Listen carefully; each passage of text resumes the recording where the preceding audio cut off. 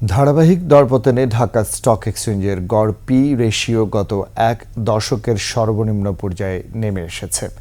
বাজারের এমন পরিস্থিতিতে সরকারের জোরালো পদক্ষেপ চান বিনিয়োগকারীরা। তবে বিশ্লেষকরা বলছেন অনেক শেয়ার এখন দীর্ঘমেয়াদী বিনিয়োগের জন্য উপযোগী। সেসব প্রতিষ্ঠান নিয়মিত ডিভিডেন্ড দেয়, সেসব শেয়ারেই বিনিয়োগের ঝুঁকি কম। মেহেদী হাসানের রিপোর্ট। অনেকদিন ধরেই গতিহীন দেশের পুঁজিবাজার। সূচক একদিন বাড়ে তো দুদিন কমে। এমন পরিস্থিতিতে বাজার ঘুরে দাঁড়াবে আশা করে বারবার বুক বাঁধেন বিনিয়োগকারীরা, কিন্তু প্রতিবারই হতাশ হচ্ছেন তারা। জানান, শেয়ারের দাম কমতে কমতে অনেকেরই এখন পুঁজি হারানোর উপক্রম হয়েছে। দেশের অর্থনৈতিক অবস্থা, এশিয়ার যতগুলো দেশ আছে তার মধ্যে এটা সন্তোষজনক পর্যায়ে আছে এখনও। অথচ শেয়ার মার্কেট দেখলে মনে হয় দেশ দেউলিয়া হয়ে গেছে। ব্যাংকে গেলে কিন্তু টাকা পাওয়া যায়, অর্থাৎ ব্যাংকে টাকা আছে।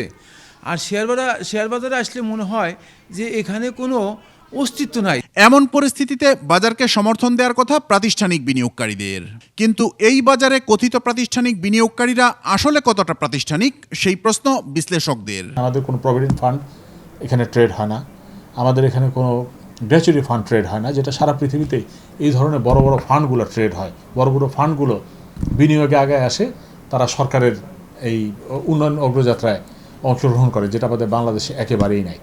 আমাদের এখানে প্রাতিষ্ঠানিক বিনিয়োগকারী বলতে আমার কোম্পানিটাই একটা প্রতিষ্ঠান, যেটা একজন ব্যক্তির ইচ্ছায় চলে। এদিকে নিয়মিত দরপতনে ভালো মৌলভিত্তির কোম্পানিগুলোর শেয়ারের দাম এখন যে পর্যায়ে নেমেছে, তাতে এসব শেয়ারে দীর্ঘমেয়াদী বিনিয়োগ করলে লোকসানের শঙ্কা নেই। কিন্তু ডিভিডেন্ড উপভোগ করার মতো মানসিকতা বেশিরভাগ বিনিয়োগকারীর মধ্যে দেখা যায় না বলে জানালেন বিশেষজ্ঞরা।